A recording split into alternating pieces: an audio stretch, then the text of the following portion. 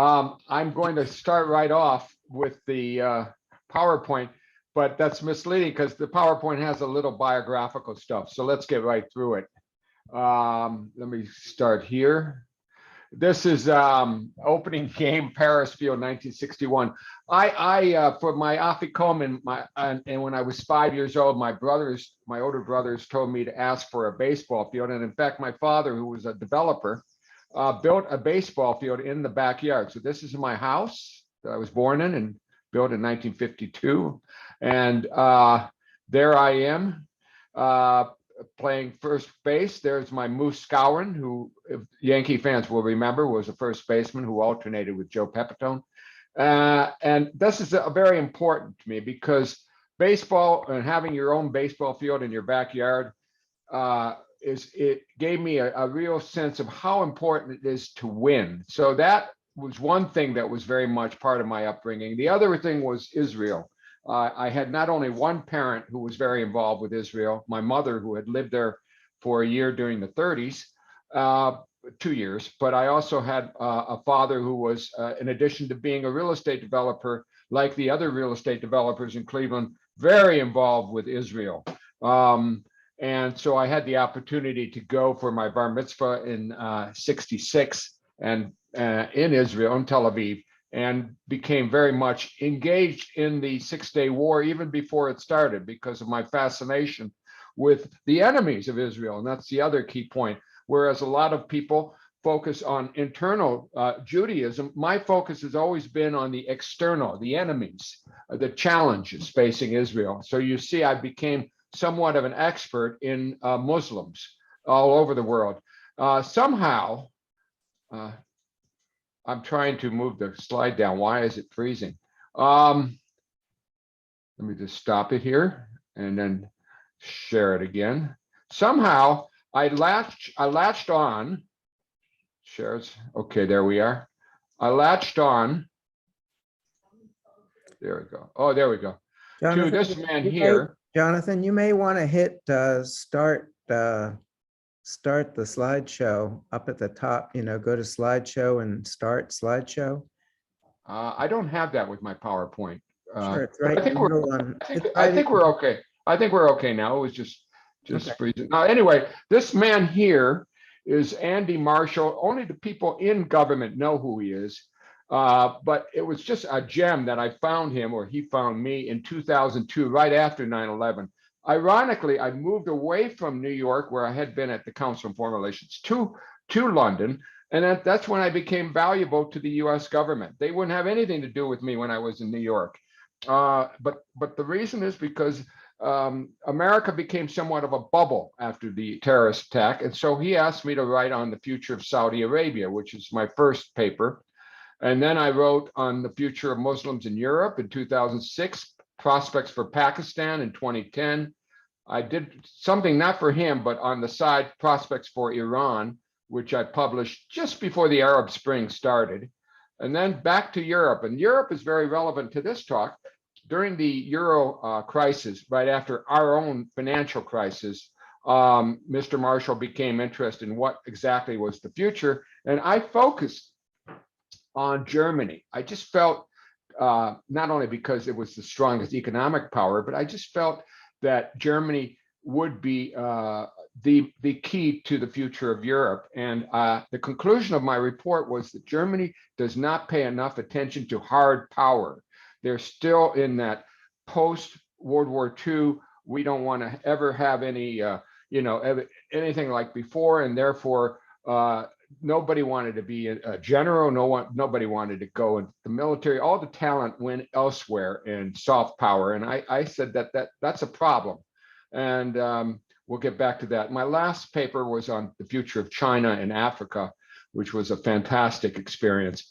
So that's enough with the autobiography. Now let's get into the subject, which is we're talking about the Ukraine war. Let's start off with a map of Europe, and I think you see just how important the Ukraine is.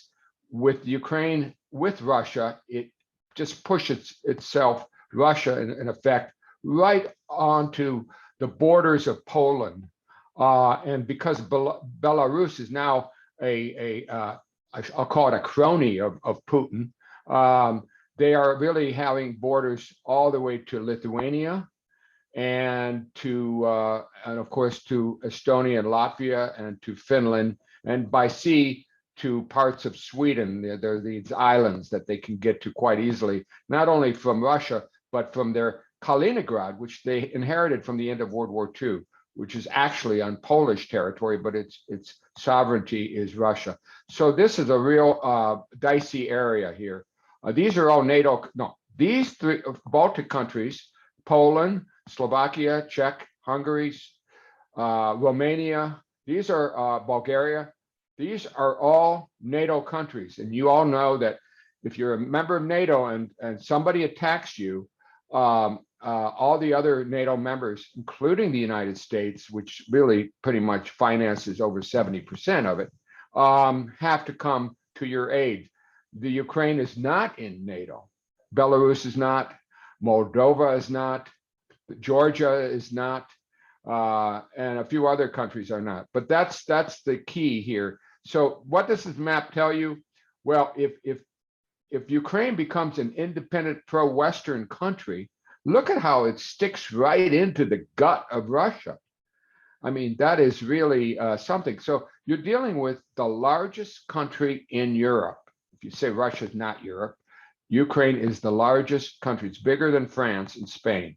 Next slide is, well, we all have, many of us, the Ashkenaz among us, have relatives or ancestors who come from the Russian Empire, and that comprised of modern day the Ukraine.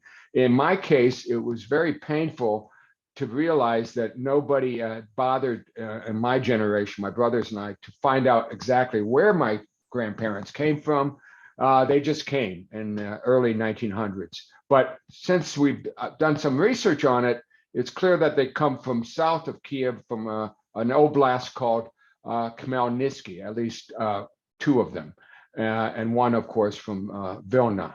I say, of course, because, you know, any talented person has a Lithuanian background, not just a Ukrainian background. But enough on that. You see that Lemberg, which is modern day Lviv,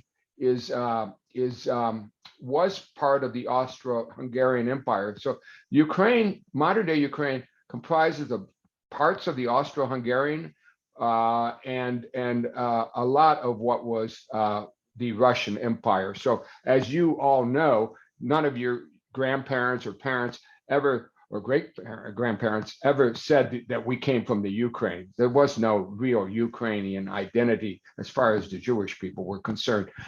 Eastern Europe, I want to just focus again on the situation, the geography of Ukraine, but enough said on that.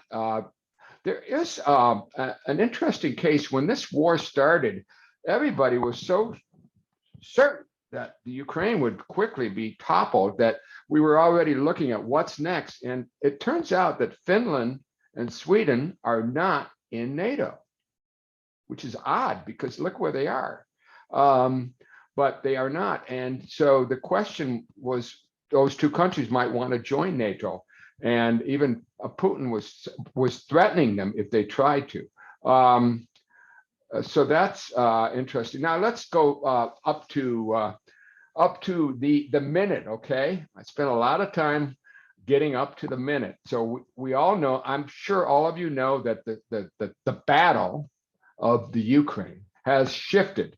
That the first stage is over, and the Ukrainians have won. They have won the first stage. Why do I say that? Because in the north, they prevented the Russians from coming down from Belarus and taking over the capital city, which is really the key to the whole country. And now they're pushing back, or they have pushed back. In fact, they pushed back so quickly that the last few days the media has been consumed with these atrocities shown in the little villages or suburbs of Kiev, where, well, you all know what's happened. And this has really mobilized the Europeans and the United States and other countries to condemn most forcibly Putin and Russia. and the military for the crimes they're doing. So that's what's happening up here. But and even in Sumy, and they're being pushed back. But what Putin seems to have decided is, I'm going to try to focus on the East, which is where I already have from the 2014 war, if you remember, with the little green people. They took over this part. It's called Luhansk and Donetsk, or otherwise known as Donbass. So it's like sea bass, Donbass. Donbass is the area that is heavily ethnic Russian, but it's still, the people there still think they are Ukrainian. So even though they're ethnic Russian, it doesn't mean they've given up on their sovereignty, and that's going to be an issue in any settlement. I don't think that Zelensky is going to give up on Luhansk, on Donbass, but that's where they are. And now the Russians are trying to push here. You see, they've got this area, and they're going to try to push toward Dnipro, where I have an uncle who comes from Dnipro, who married my aunt. And here we are with the Ukrainian army all in the east, all massing here, and the Russians are moving their troops over to here. So it's going to be like the Battle of Kursk, which was the largest tank battle in World War II between the Germans and the Russians. It's going to be something like a big several big battles, perhaps, or maybe there'll be a lot of war of attrition. But this is the action, guys, because this is where Putin wants to kind of gain more than the Donbass, to get this area, and then finally to proceed over to Odessa. So Mykolaiv is a key place that they're bombing right now. Kherson is there, and then Zaporizhia, which has the largest nuclear plant, is still in Ukrainian hands. So this is what's in place, guys. This is the area. Let's keep going here. Just to give you an idea of the humanitarian effects, not only in Ukraine, you know, how many of you know there's riots going on right now in Peru, in Sri Lanka, and in Pakistan? And they're all related to the price of food, of wheat, of inflation.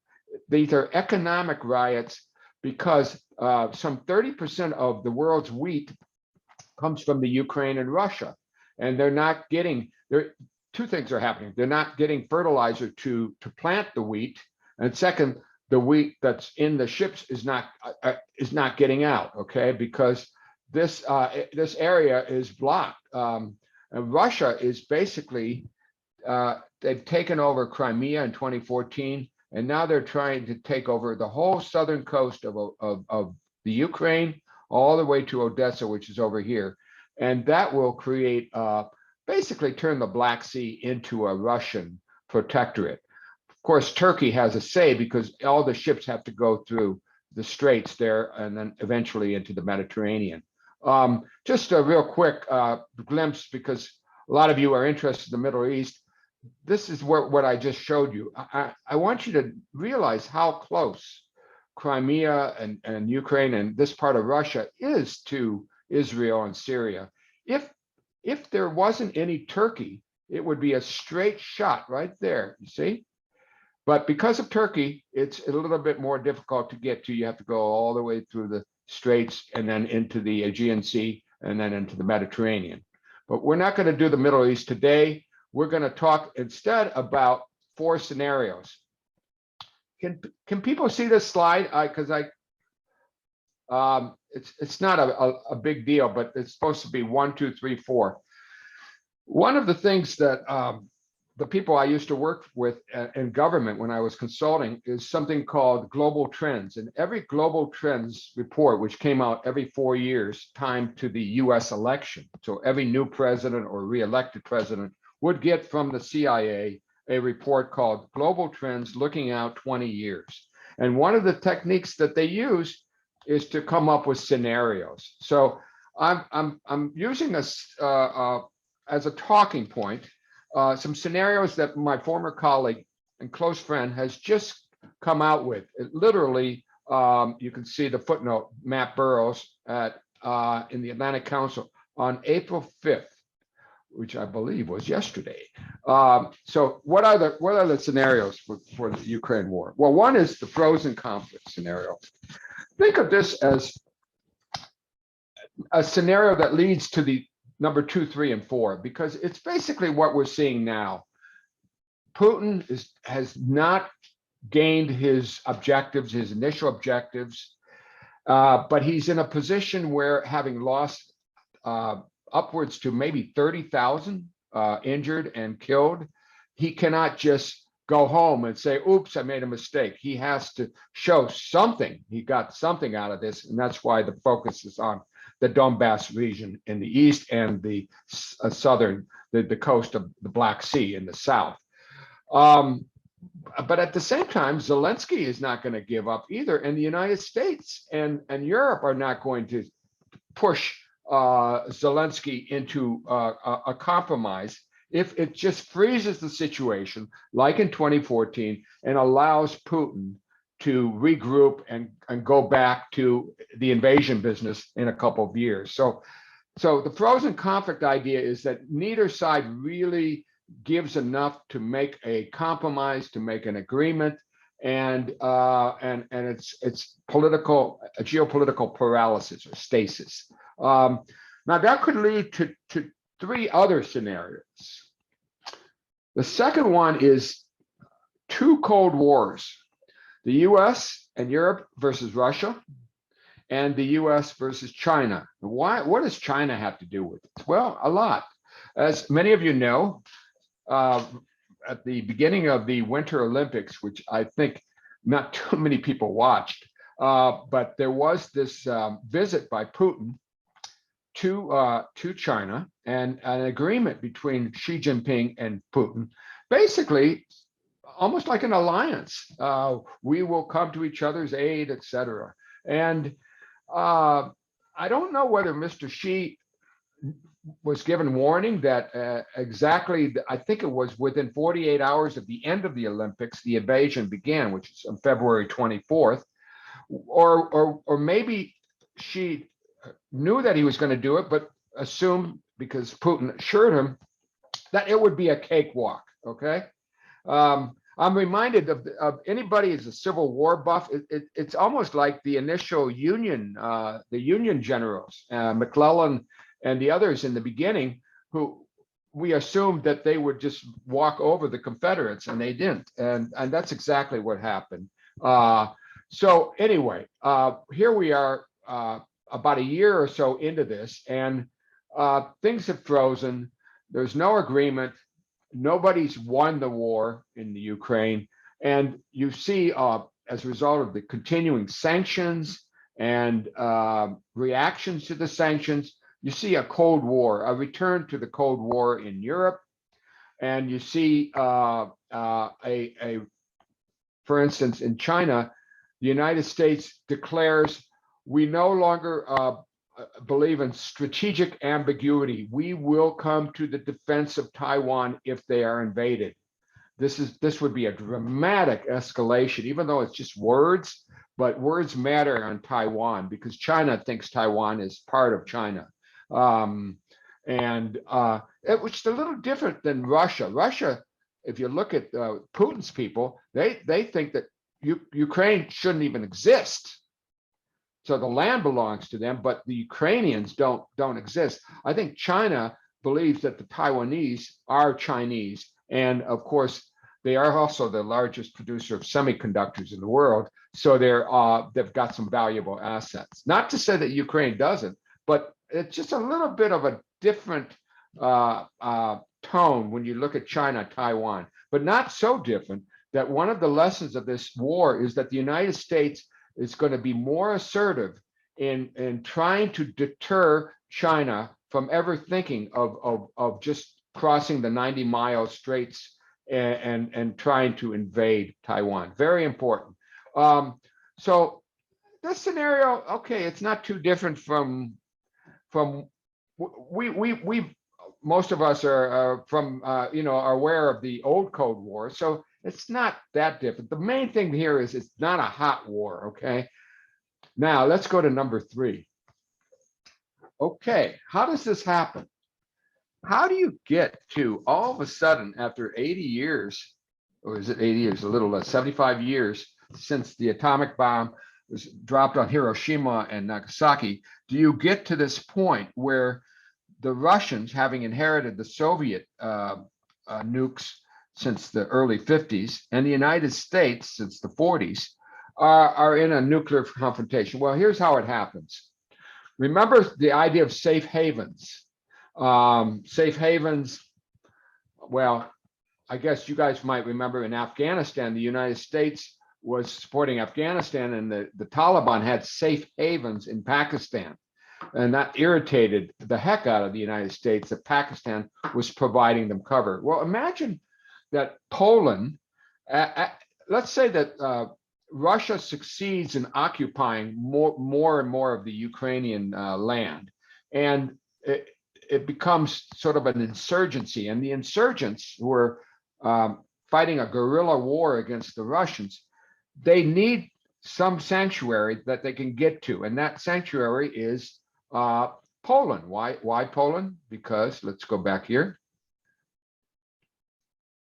Look at that border. It's the longest border with the Ukraine. Remember, Belarus is part of the Russian Federation now. So that's the idea. And this is where Putin decides, after Biden sort of basically demands unilateral, unconditional surrender, basically, just very tough terms on the Russians. And the Russians drop a tactical nuclear weapon right around here in a sparsely settled area, so that there's not too many civilian casualties, but it's a nuclear bomb.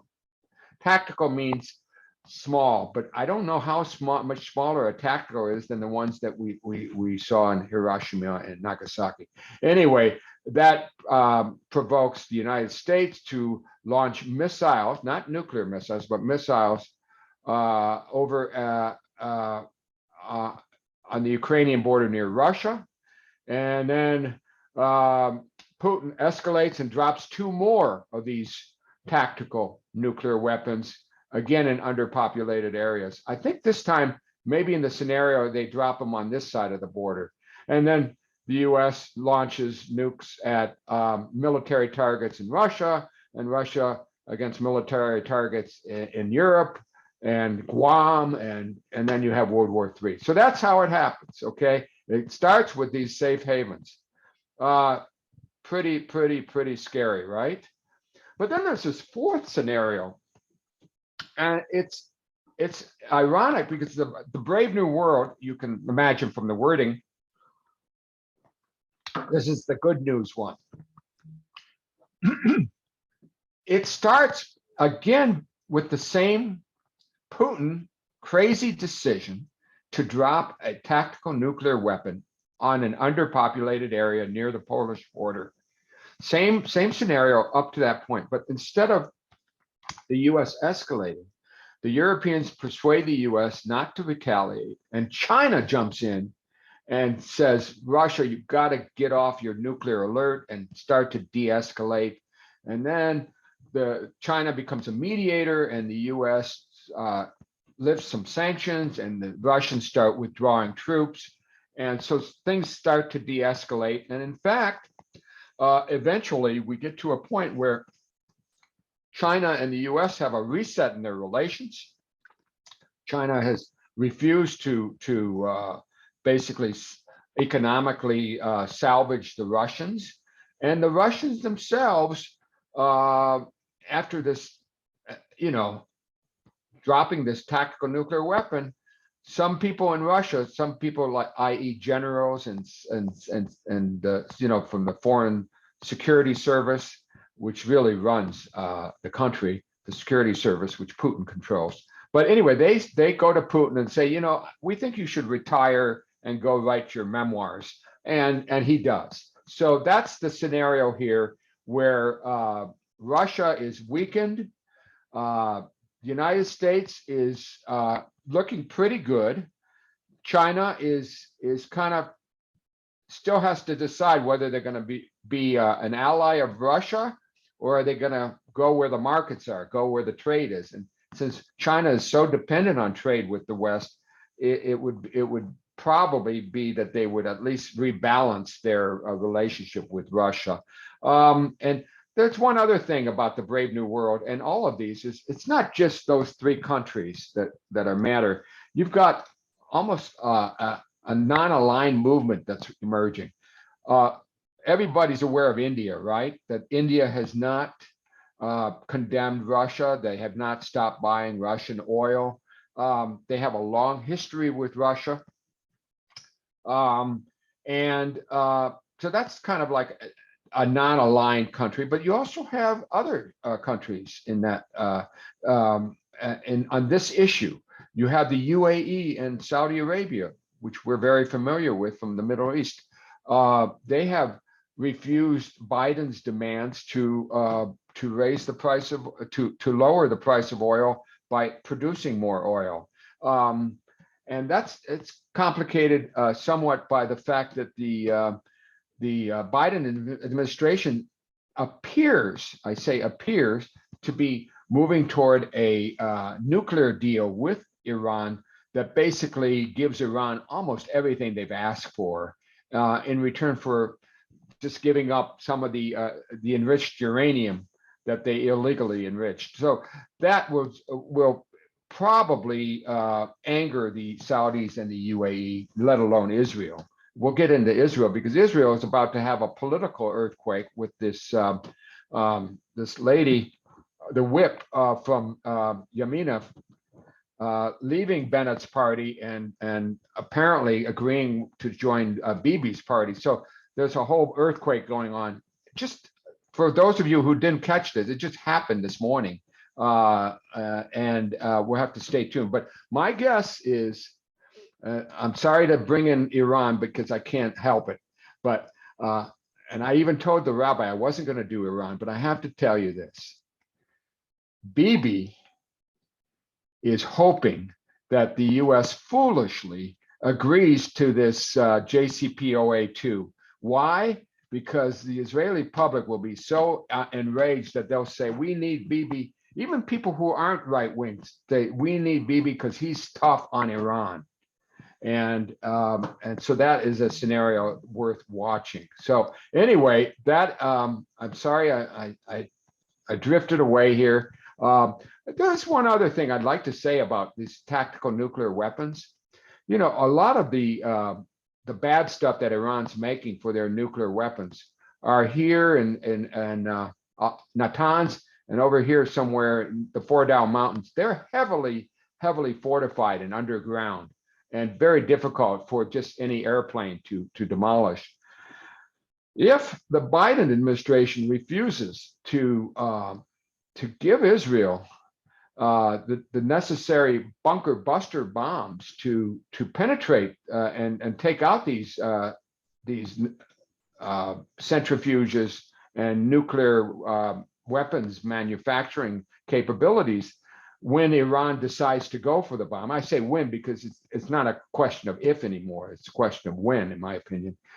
Then, you know, and if Russia gets away with this detonating a tactical nuclear weapon, then you've got to ask yourself, well, will Israel use one of these tactical nukes to not to kill people, but to kill centrifuges that are underground? It's just a thought, and this is one of the many ramifications that are very, very troubling about the scenario number 3 and even number 4, getting to number 4. This is dropping these tactical nuclear weapons in the Ukrainian-Poland border.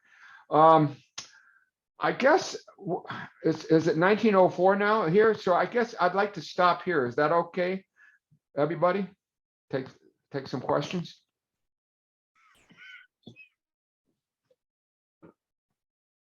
Oh, you're all muted. Huh? Eric, you have to Thank you so much, Mr. Paris, for such a wonderful and illuminating presentation. And I know there are going to be plenty of questions. I'd just like to preface this by asking the audience to please enter your questions into the chat room. These will be handled sequentially.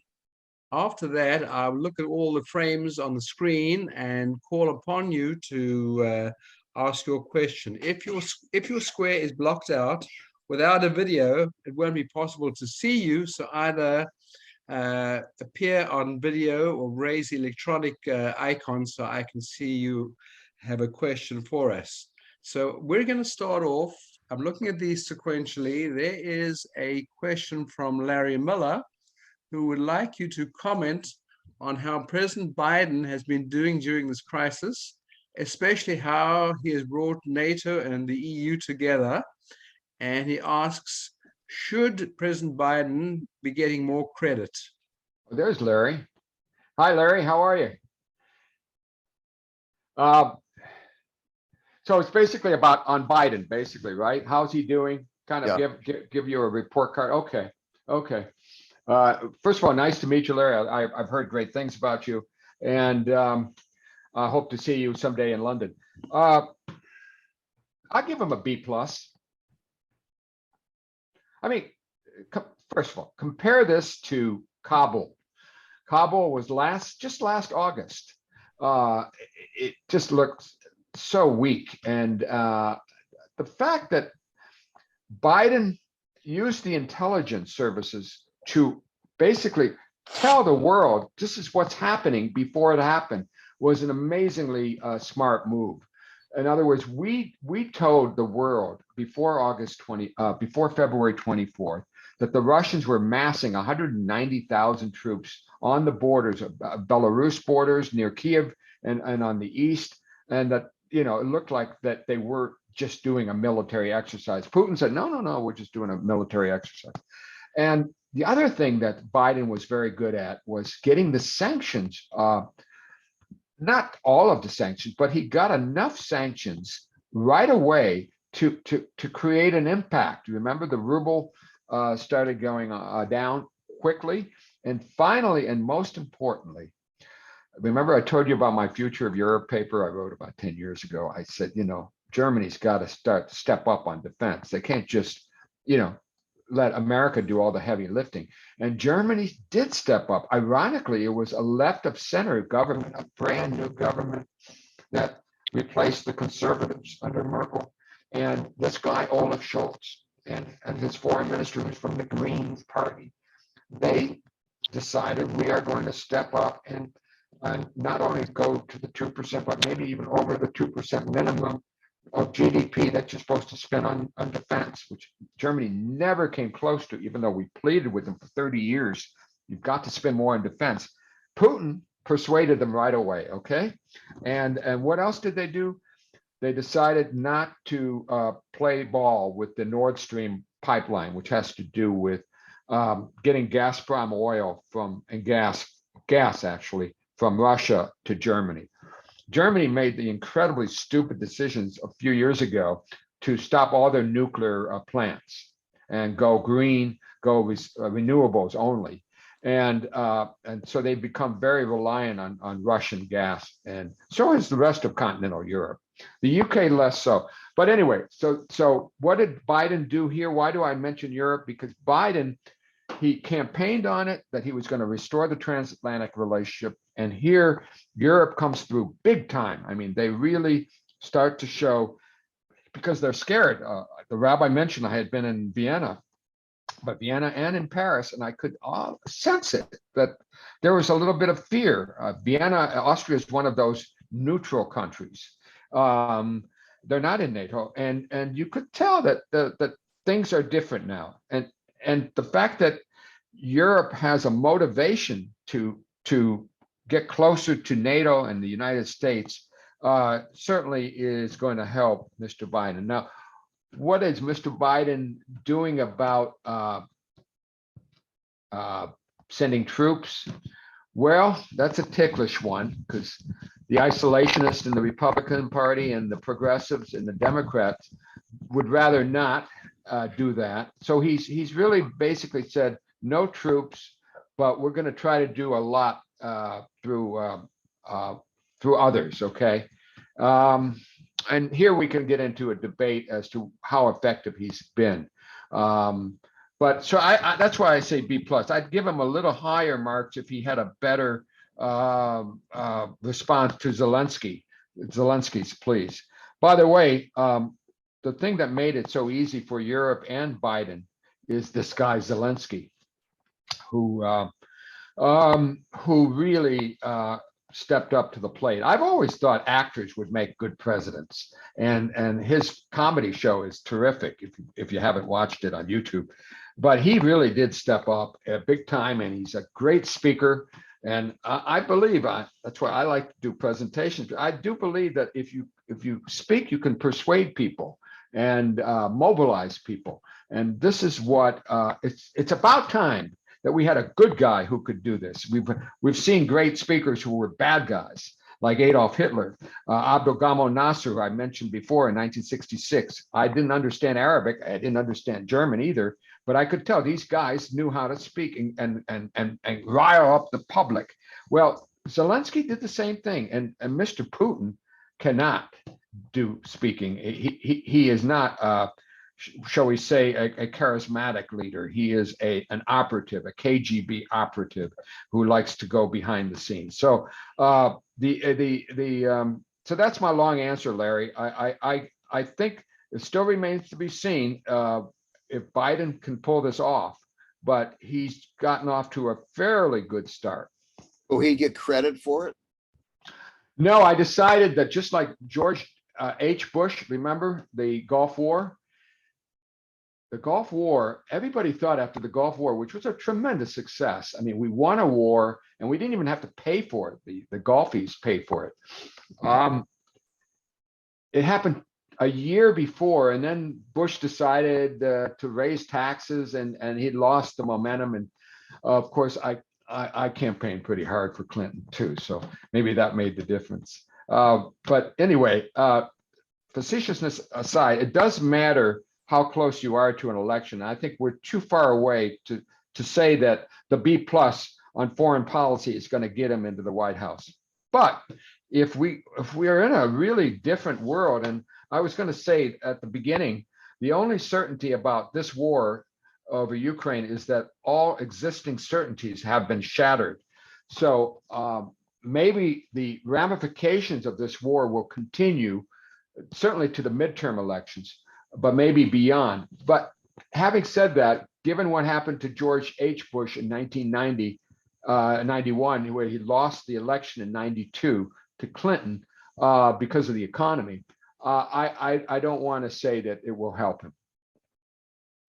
Thank you. Or whoever runs for. I don't think Biden would be running, but whoever runs for the Biden Democratic nominee.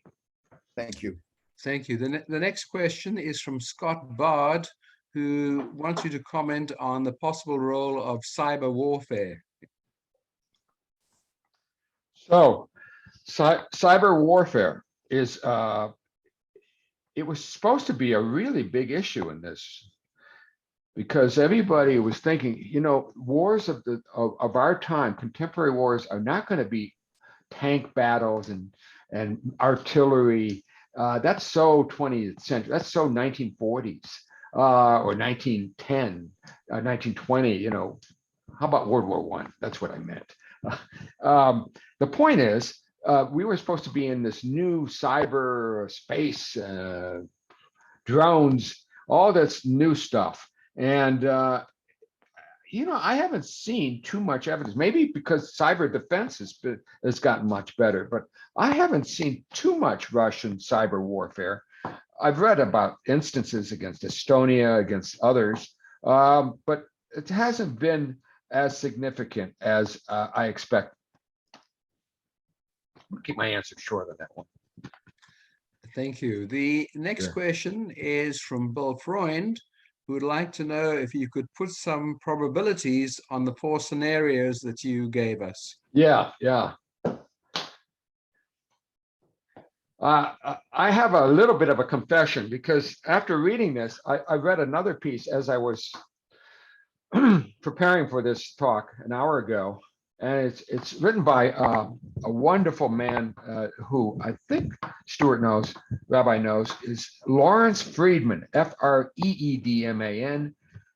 He's a War College professor at King's College London, and he's been writing these essays. And he basically says, you know what? Putin is not only lost the first stage, but he's likely to lose in the Donbass.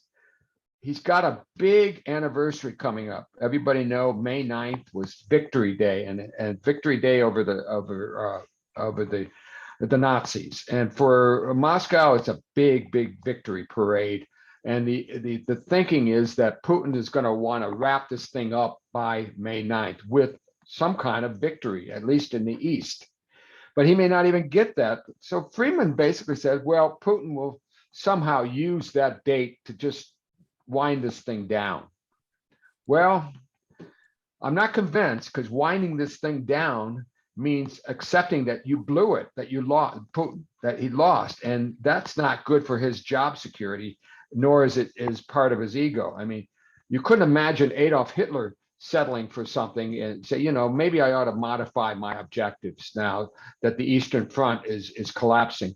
That personality of Adolf Hitler is becoming more and more apparent in the personality of Putin. His 1,000-year dream of restoring the Tsarist Empire.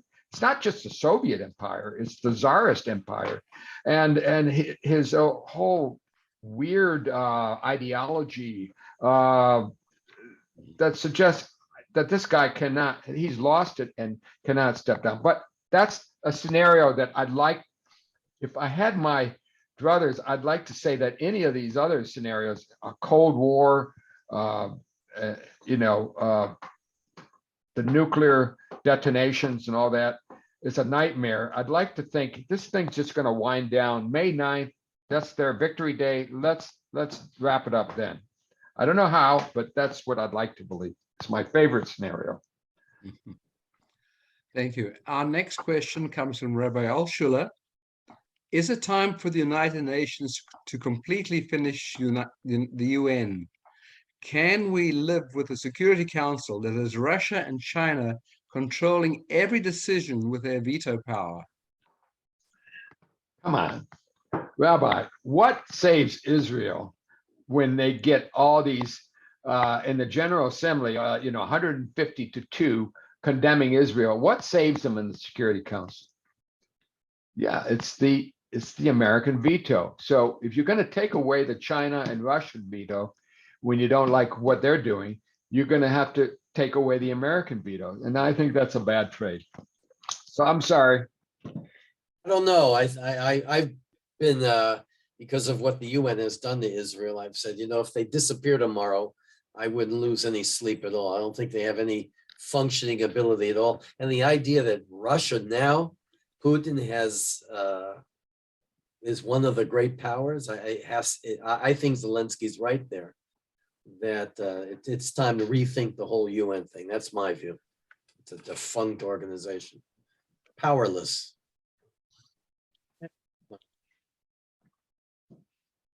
I'm speechless. What can I say?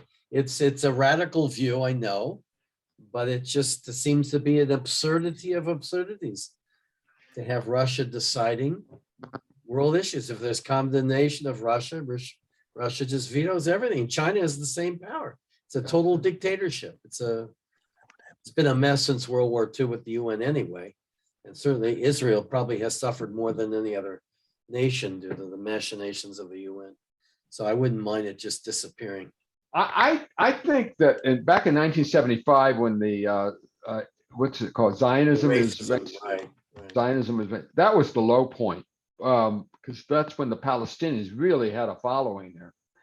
But I think that the gains that Israel made during the previous administration, and now you see Israel is on a committee now. They've never used to be able to get on a committee, and they're playing more of a role.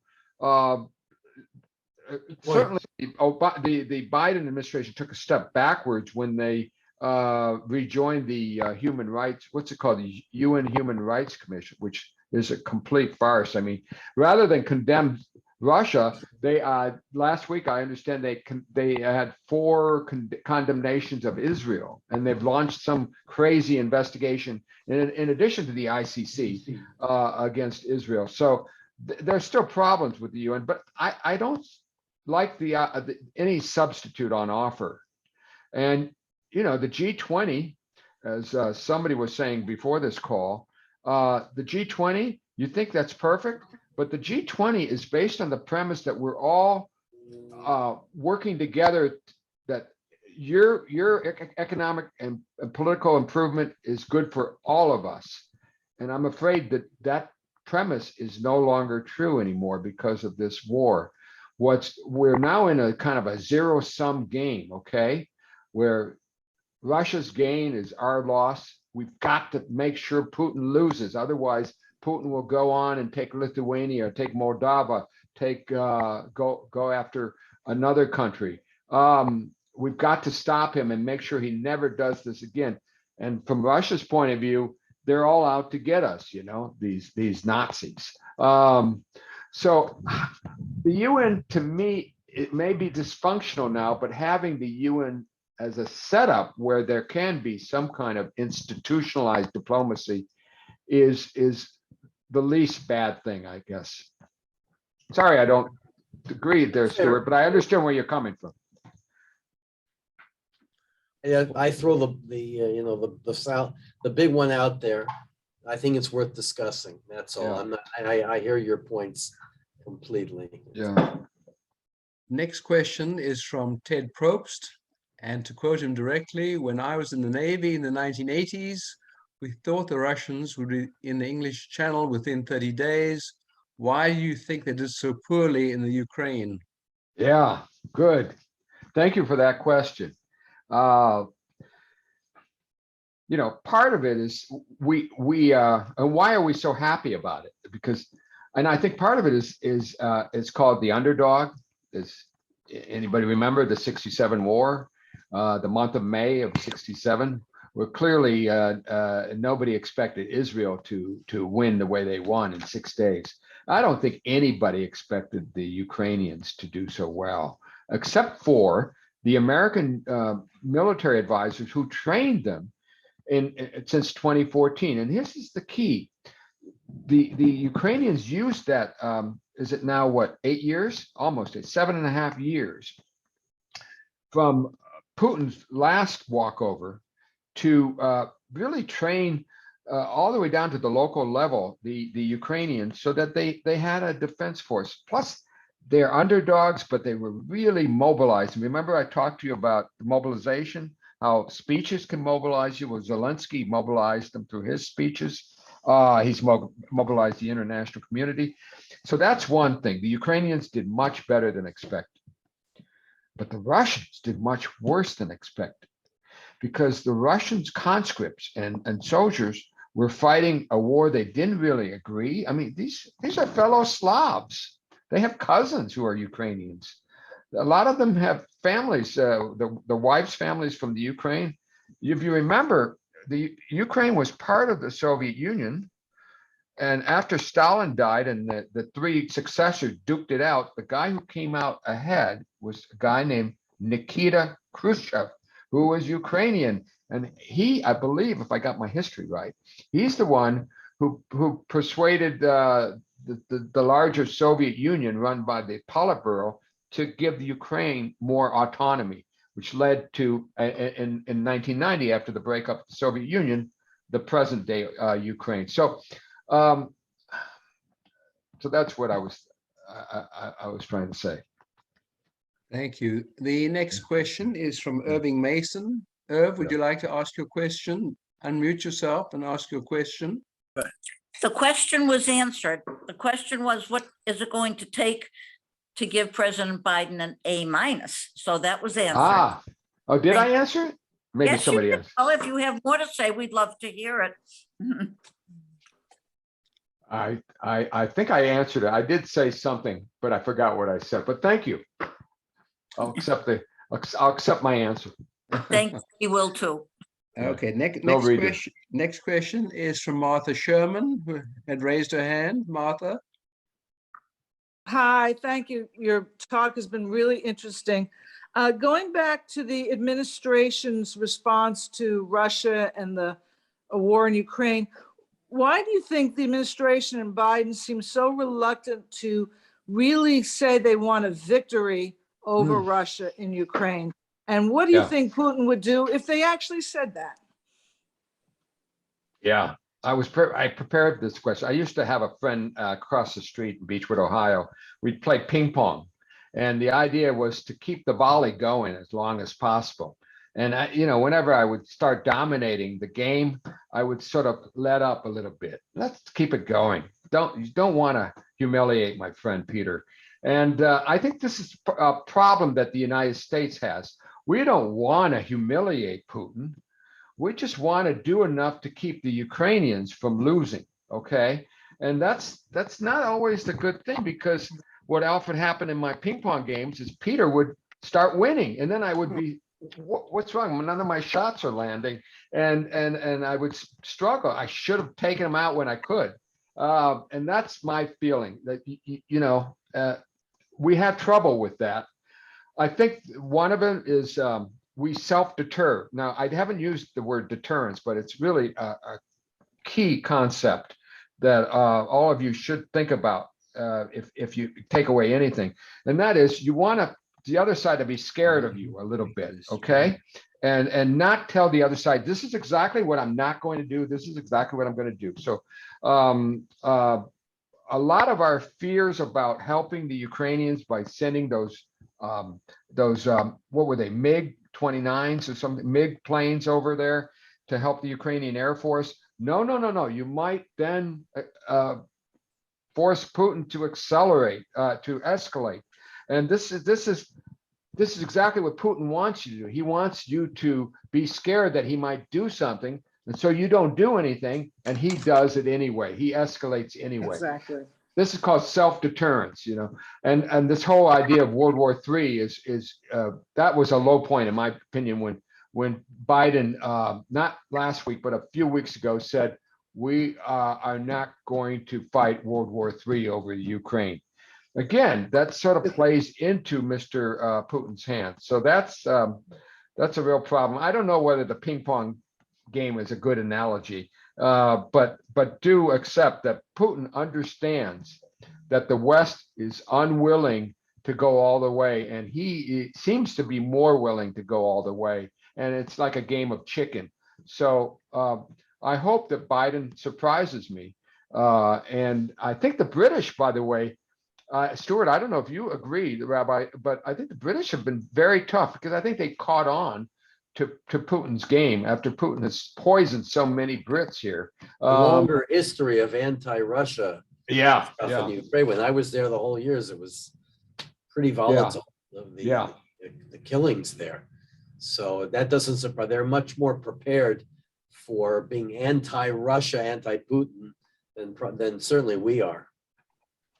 Yeah, having said that about worrying about escalation, remember we were talking 3 weeks ago about chemical, that they were going to use chemicals, because we all remember what happened in Aleppo in Syria when the anti Bashar Assad forces were holding out for weeks and weeks and weeks, and then the Russians with the Syrians started dropping chemical canisters into those buildings, and that seeped into the basements where they were hiding. The people were living underground for shelter from the warplanes, and they started dying, and they gave up. Well, we all thought that Putin was going to do this playbook again, but gosh, I mean, remember that theater in Mariupol that said the word children on both sides of it, that was bombed? So they didn't even use chemical weapons; they just bombed the thing. So I think they figured out a way to be utterly brutal without having to go with chemical weapons. But perhaps Biden was a little bit worried about the consequences of chemical weapons. So maybe he can be deterred from using weapons of mass destruction. I think that is a key point that we keep having to think about. Our next question is from Claire Walford. Do you think that the new sanctions on Putin's family are really going to make a difference? No.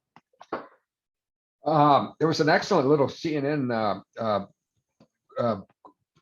discussion with some CIA guy who's sort of been watching Putin. Putin doesn't really bring up his family very much. He's an emperor, and emperors talk about power and symbols of power. So, he'll be dressed in a military uniform, or he'll be at a meeting with his Saloniki, his security people. Do you ever see him with his daughters or his wife or ex-wife? Rarely, because it makes him look normal, makes him look human, and he wants to project anything but. So I don't think he cares all that much about his family, and I don't think those matter. But I think it was important for the folks in Brussels to do something in light of what we're seeing in Bucha, these atrocities. So for that reason, I don't mind. But those were not the key sanctions today. The key ones was preventing. I'm not a treasury type, but the U.S. is forbidding any Russian debt payments to come out of their reserves that they have in our treasury. So any reserves they have in the U.S., we hold on to, and we're stopping any kind of debt payments based on those reserves. Okay. That will hurt them. Our next question is from Al Tridell. For many years, the nuclear powers never launched a nuclear war because of nuclear assured destruction. Yeah. In terms of scenario number 3, Right. isn't it a strong possibility that a Russian general would empty his gun into Putin's brain if he attempted to launch a nuclear war? Yes. If that general could get to him. But the security services are so strong, and he's got the loyalty of the I guess it's called the FSB, with the former KGB. They prevent these generals from getting close to him. You all know about that defense minister, his best friend, Shogu, who has kind of disappeared or reappeared briefly. But I don't see any general getting that close. But yeah, I think everybody has to go rent that movie, go see that movie, Dr. Strangelove again. I don't know how many times. It was one of my late wife's favorite movies, but it's probably more relevant today than ever. This is going to be the major fallout, I think. If we can wind this war down by May 9th, optimistically, the one thing that will stay with us is the nuclear. Not only Putin's willingness to use it, but look at Iran. Do you want the Ayatollahs?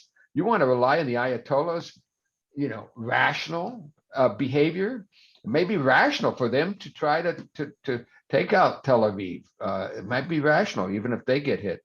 And what about the Chinese? Have been noticing that the Chinese are really ramping up their nuclear weapon production? Scary.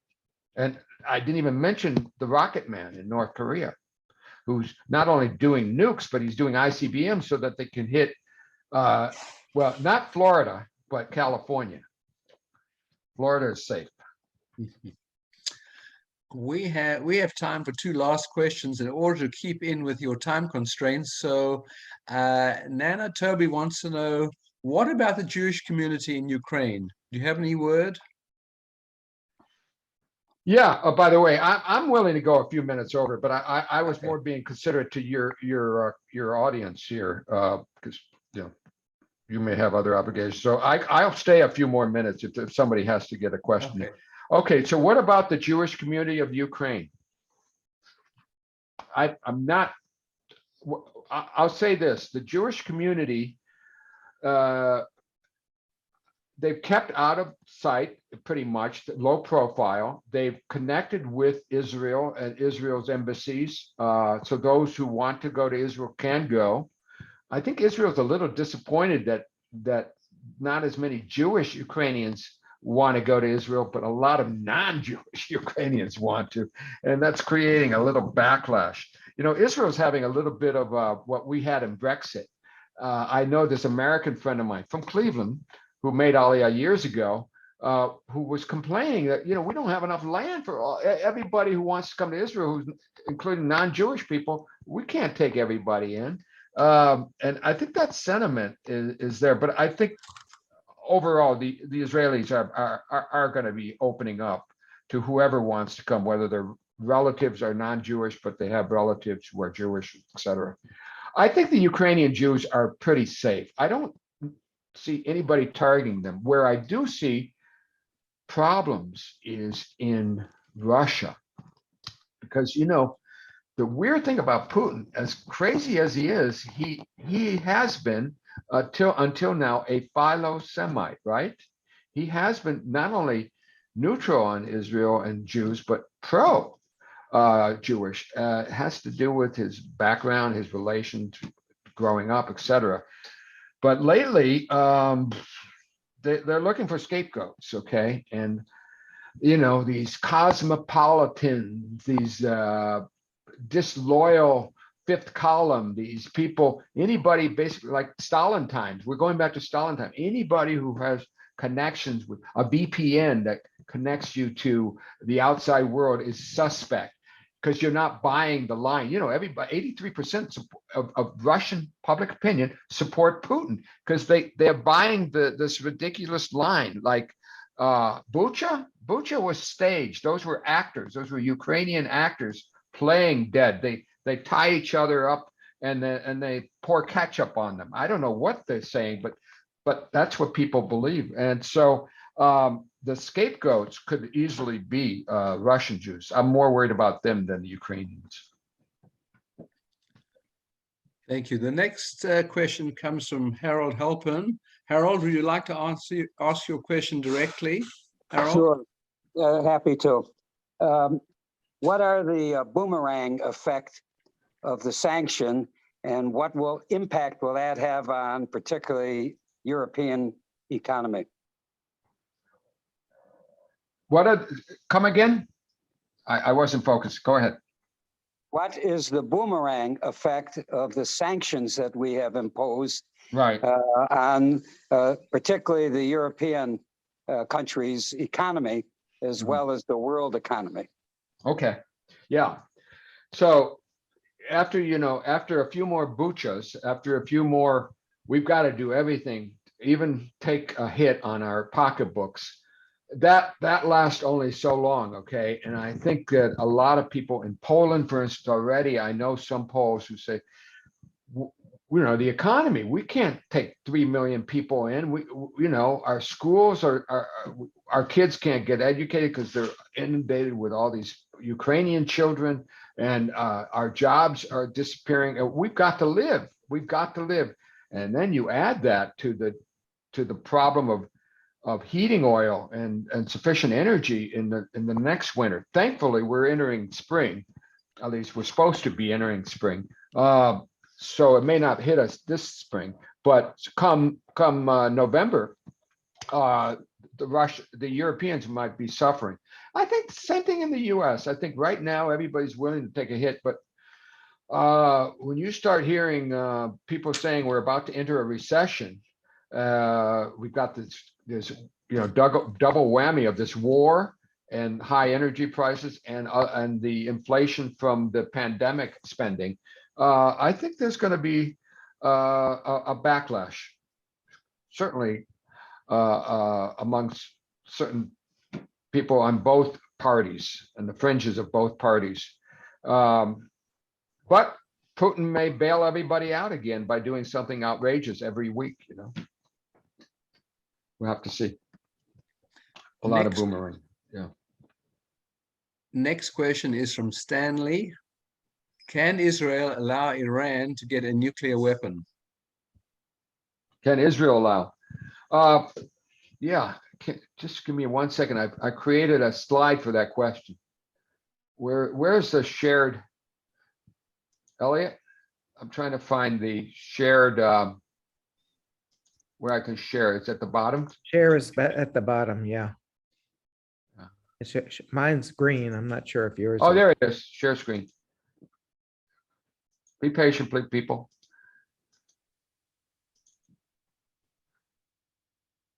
Ah, found it. Do anybody of you ever heard of the Jewish Insider? It's a kind of neat little thing. I think it's out of New York. They interviewed Lindsey Graham.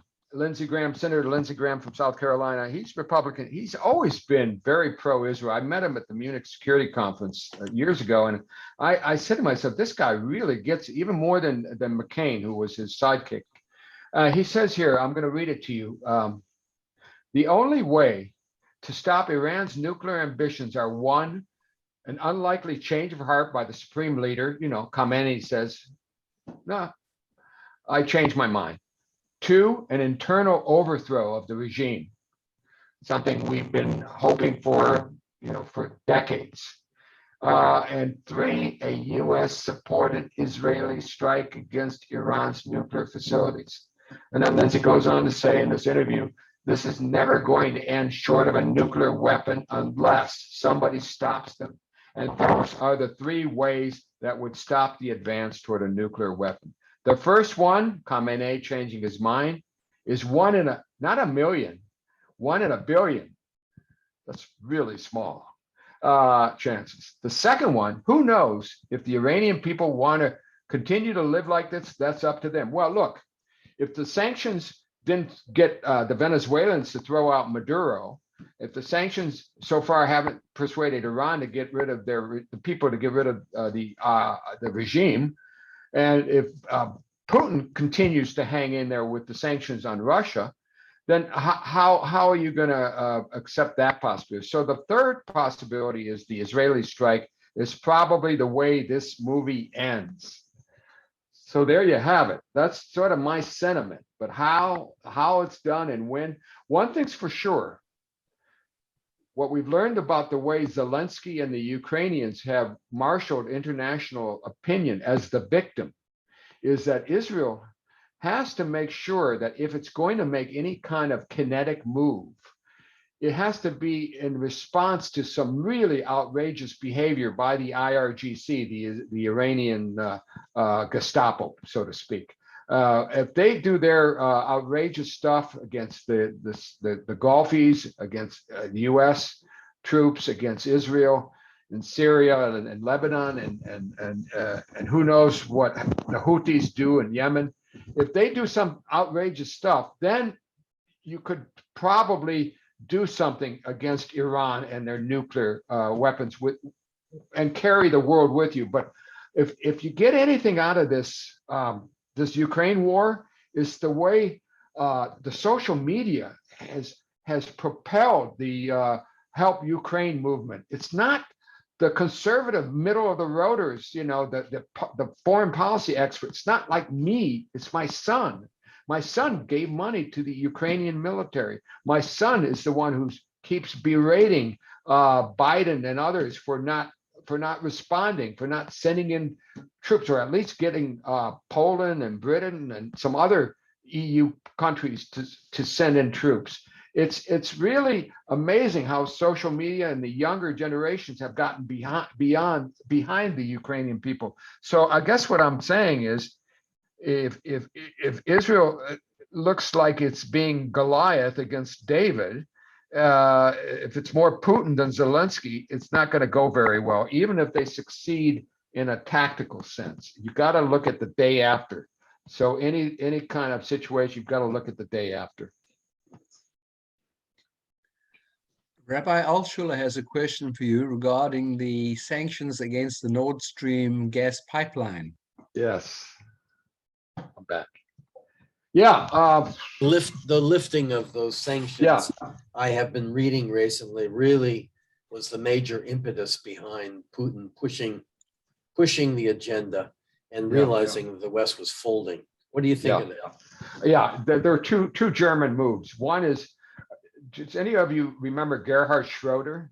He was from the Social Democrat Party, the same party that's now ruling Germany. But he basically went to work for Gazprom, the Russian-owned gas company. So he's been like working for Putin. So he was the one who sort of paved the way for the German-Russian relationship, the economic relationship, including Nord Stream. And do you all remember that even a week before the war began in mid-February, Biden invited Olaf Scholz, the German chancellor, to Washington and tried to get, Biden said, we expect that our allies will cut off any, will boycott any gas from from the Nord Stream pipeline. Did you see Olaf Scholz's answer? Well, no, he didn't answer it. But that all changed because of what I just explained, the way the war unfolded. Germany had no other choice. And not only that, but Germany realized they made a huge strategic mistake.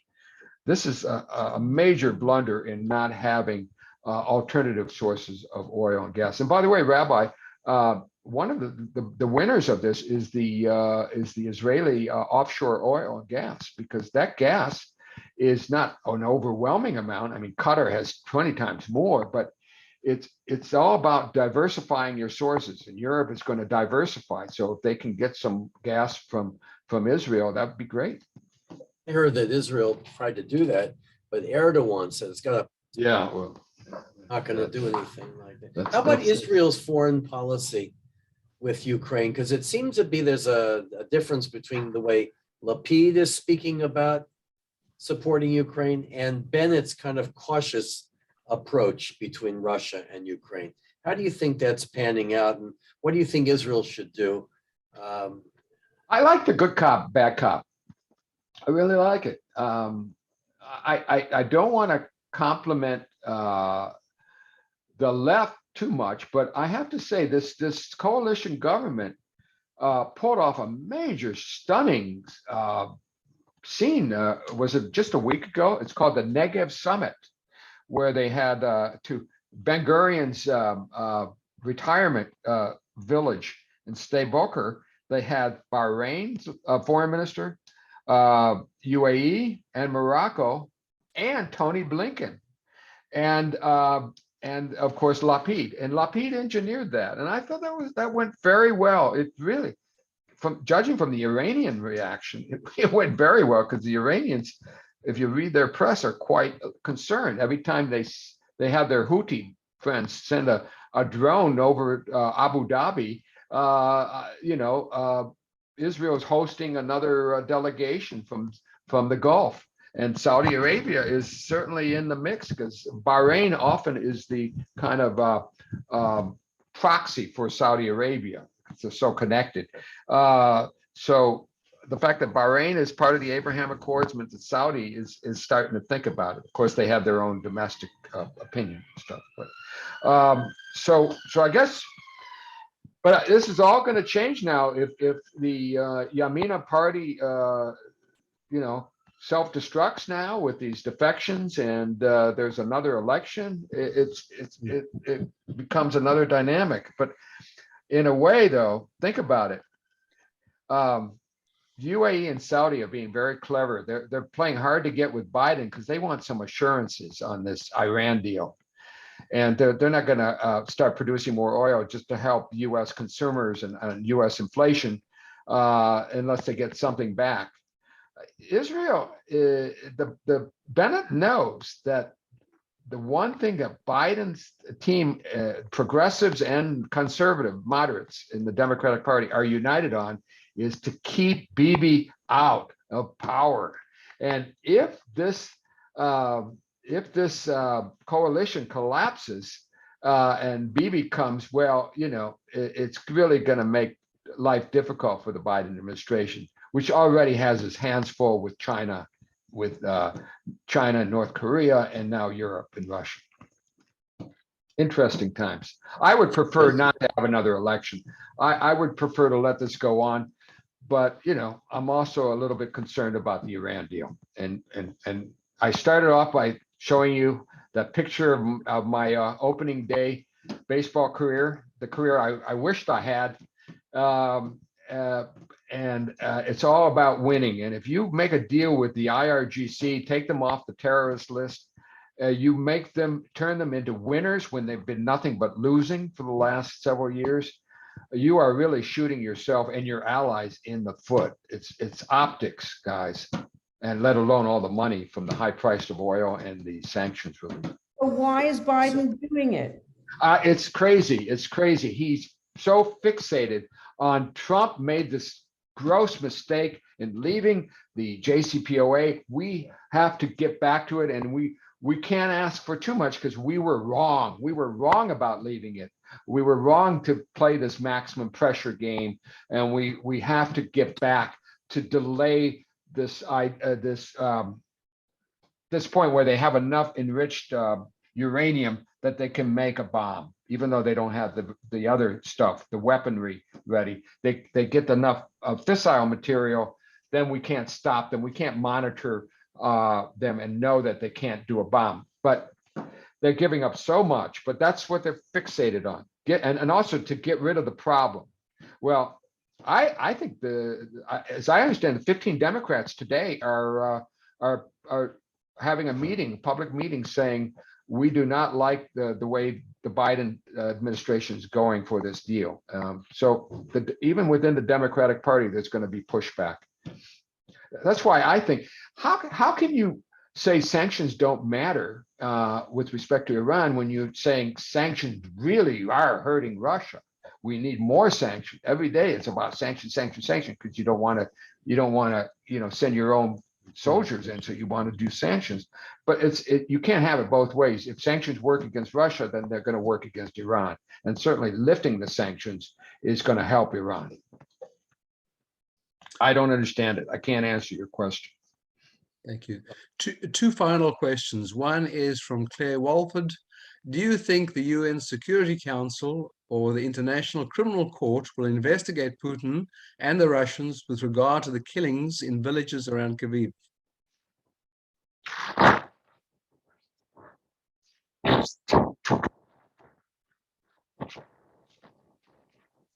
You're breaking up. The chain of command, the international community in the UN should go after the superior officers who should have stopped. Remember Sabra Shatila? You should have stopped the massacre. You should have stopped this from happening. Putin himself, he's so high up and so remote from it, it's more symbolic. But I think that to put the pressure on the people who were close to the scene and get the evidence. It's all evidence-based. Get the facts, and then I think you can make a good case, and that would then weaken Putin's political base. Thank you. Larry Miller has a very quick question for you about a mutual friend or possible mutual friend. Possibly. You grew up in Cleveland. Did you know Milt Maltz? He owned radio stations, are very pro-Israel. I've heard the name, but I don't know him personally. He was a client of my father's, and he came to my bar mitzvah. So. Oh, that's nice. That's nice, Larry. No, I. By the way, I most of you are from the Sarasota area, I assume. No, nah. Rabbi, are you the only one? Everybody, yeah. I mean, no, you're in Sarasota right now, right? Most of you. Yes. I was there for a family holiday at a golf course when I was 11 years old. So that would have been 1964, and it was one of the greatest things. But all that was there in Sarasota at that time was the Barnum Bailey Circus, and I do remember that trip very much. So I hope if I could just, Rabbi, I guess you're going to wrap it up, but I hope that I can come in person and talk a year from now, or maybe in March during spring season, during the baseball camps. Come to Florida and see you all in person and talk perhaps about the Middle East more, or whatever crisis is going on in the early part of 2023. Mr. Paris, I'd like to personally thank you for such a scintillating presentation. And it's my great honor now to introduce you to Lauren Haven, who is the president of Tepa Beth Shalom, to make some concluding remarks. Great. Lauren, over to you. That's so nice, Eric. Thank you. There she is. Yeah, thank you. Hi, Thank Lauren. you. Hi, thank you, Jonathan. That was fabulous. That was really, really interesting. I learned a lot. I'm definitely not as knowledgeable in all this on this Ukrainian, Russian, US relations. So this was absolutely fascinating. I really appreciate it. And I am in agreement. I think we should get you to come here. So Rabbi, we're going to work on that. We're going to bring Right. him over. I don't mind I thought coming it'd on be my, great. I can come on my own. You But don't I, need Rabbi, right? I Miss just my want to make friend it. Jonathan terribly. I mean, we really Yeah. saw each other all the time. Yes, yes, just fascinating. And thank you, Eric, and everyone who worked on this. For Elliot, putting this together, Elliot, everyone who were, another fantastic distinguished speaker event. And I'm thrilled that we were able to hear from Jonathan and learn as much as we did. So thank you so much. if I could have the last word, Of course. Rabbi, you're having the German ambassador Peter come soon. You do know that I introduced you to Peter at the Israeli Independence Reception. That's right. Yeah. You were the one. Yeah, Remember that. That was a great Yeah. reception we went Yeah. to. Yes, I will mention that to Peter. So he knows. No, you don't mention the Peter. I wanted to let you know because I That's think you right. kind of you forgot. Yeah. That was about 5-6 years ago. That's right. You got it, man. You've done This a is- lot of things for me. We're friends, so we can tease each other. Mutual all the time, all the time. I think your congregation is terrific, and I think you're a lucky guy that you got to go to Florida and be with those people. And I think the congregation is lucky to have you because you're such a great scholar. We agree with you. Yeah. You're too kind. I love all my family here. They've been so good to me. And I'm glad you're part of us because all my friends are a part of my family here too. So, and you were magnificent, Jonathan, as Thank you. always. Thank Really, you. right to the Thank point. you. Yes, thank you. Excellent. Thank you, I Laura. hope you enjoyed, everybody. Did. Thank you. Excellent. Thank Jonathan, you. we'll be in touch. Okay. Before Bye-bye, she all. got-